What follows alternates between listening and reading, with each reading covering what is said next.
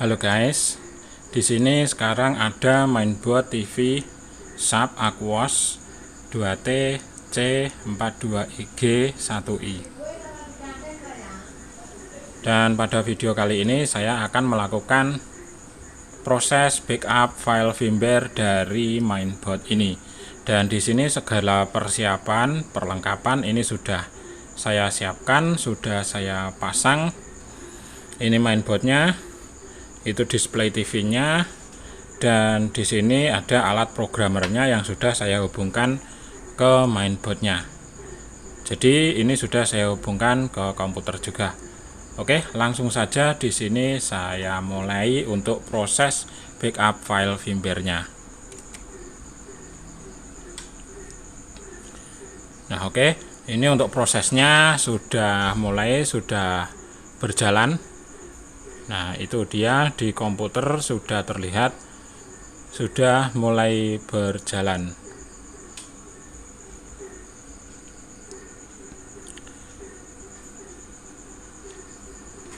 Untuk proses backupnya sendiri, ini waktunya lama atau tidaknya ini tergantung dari seberapa besar IC eMMC-nya. Sebab terkadang TV itu IC-nya ada yang menggunakan 4 GB, ada juga yang menggunakan 8 GB. Kebanyakan TV itu untuk IC eMMC yang digunakan pada TV kebanyakan menggunakan IC 4 GB dan 8 GB untuk saat ini. Namun tidak menutup kemungkinan mungkin saja suatu saat nanti IC eMMC-nya bisa juga menjadi lebih besar, mungkin bisa menjadi 16 GB juga bisa. Contohnya seperti HP itu dulunya memorinya juga kecil-kecil, namun sekarang HP itu memorinya menjadi sangat besar. Bahkan yang 1 tera memori internalnya, memori eMMC-nya itu yang 1 tera pun juga sudah banyak. Sekarang sudah banyak HP yang menggunakan memori 1 tera. Namun untuk TV LED, LCD, untuk IC eMMC-nya ini untuk saat ini rata-rata kebanyakan yang digunakan paling banyak itu adalah 4 GB dan 8 GB untuk TV Android.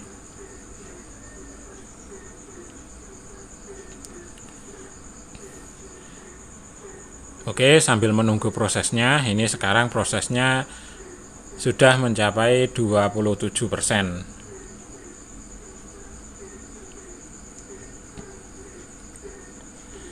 Membackup file firmware dari mainboard TV ataupun peralatan elektronik yang lainnya seperti ini sangat penting sekali.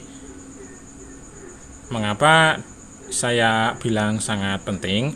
Karena di sini mungkin saja suatu saat terjadi kerusakan pada firmware-nya, maka di sini sudah punya backup file firmware yang dapat digunakan untuk memperbaiki TV dengan kerusakan firmware atau software atau kerusakan pada sistemnya.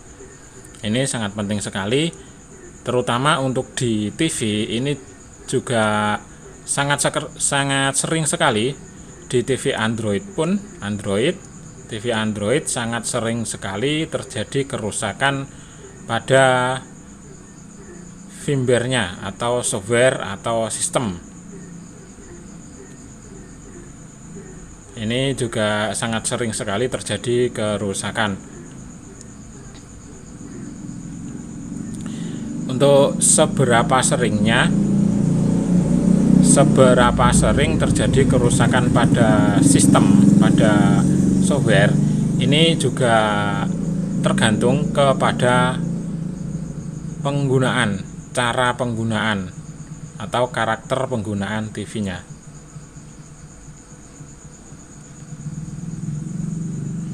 Contohnya mungkin TV yang sering diupdate, sering install aplikasi,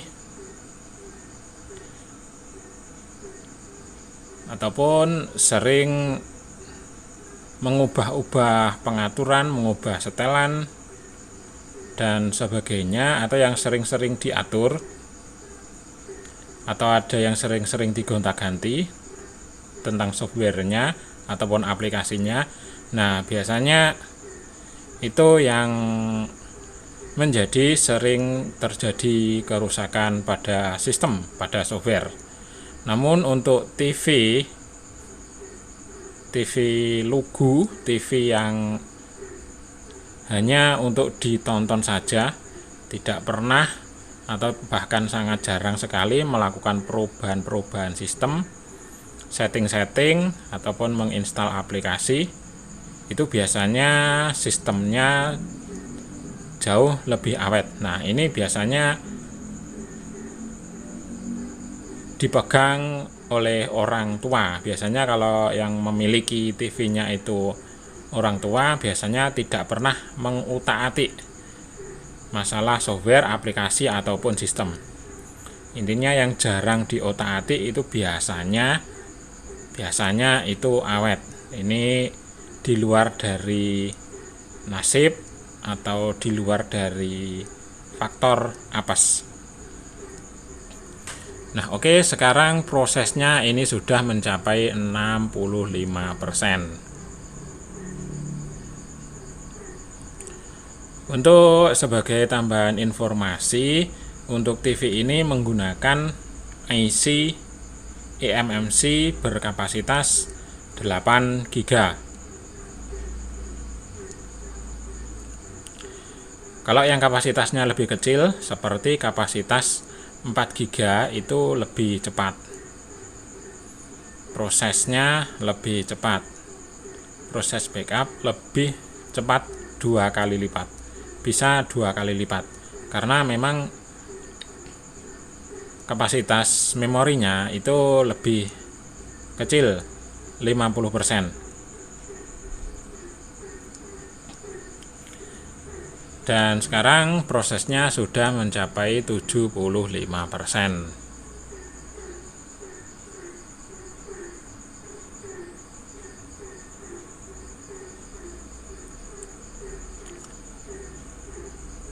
Lalu sekarang berada di 78%.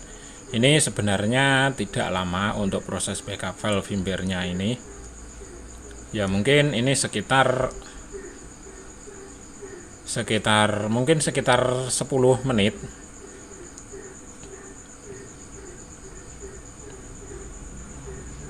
Untuk kapasitas IC 8 GB.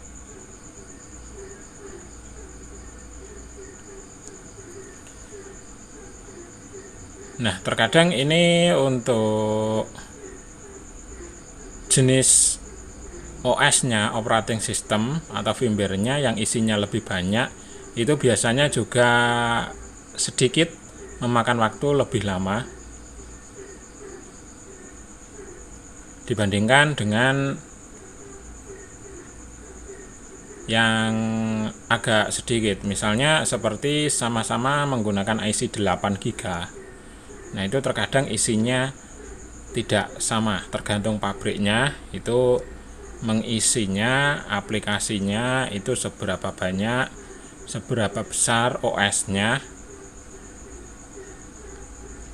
Itu juga bisa mempengaruhi dari proses waktu, seberapa lama untuk proses backup file firmware-nya. Namun untuk perbandingannya itu juga tidak terlalu begitu jauh untuk yang IC kapasitas sama-sama 8 GB. Nah, oke, sekarang prosesnya sudah 98%. 99%. Oke, sekarang sudah 100%, sudah selesai untuk proses backup file firmware-nya. Jadi ini kurang lebih sekitar 10 menit untuk proses backup file firmware-nya ini. Oke, ini untuk proses backup file firmware-nya sudah selesai.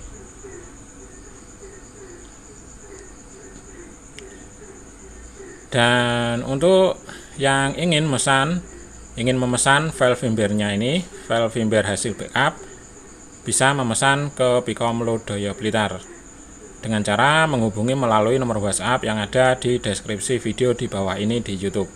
Untuk syarat pemesanannya adalah harus sudah subscribe channel YouTube Pikom Lodaya Blitar dan aktifkan lonceng notifikasinya. Mengapa harus subscribe dulu? Sebab kami hanya melayani subscriber saja. Jadi untuk yang belum subscribe silahkan di subscribe dulu. Untuk firmware-nya ini berbeda ya dengan untuk yang firmware yang ada di flashdisk Sakti. Jadi firmware ini bukan untuk firmware flashdisk Sakti, harus pakai alat programmer. Untuk memasukkan kembali ini juga harus pakai alat programmer. Nah, untuk yang belum bisa karena ini tidak bisa dijadikan flashdisk Sakti, untuk yang belum bisa memasukkan maka bisa dikirim mainboardnya ke sini. Jadi tinggal terima beres, terima jadi. Lebih enak, tinggal kirim mainboardnya ke sini, sudah tinggal terima jadi, tidak perlu berpikir dengan mumet-mumet. Oke, sekian, terima kasih, thank you.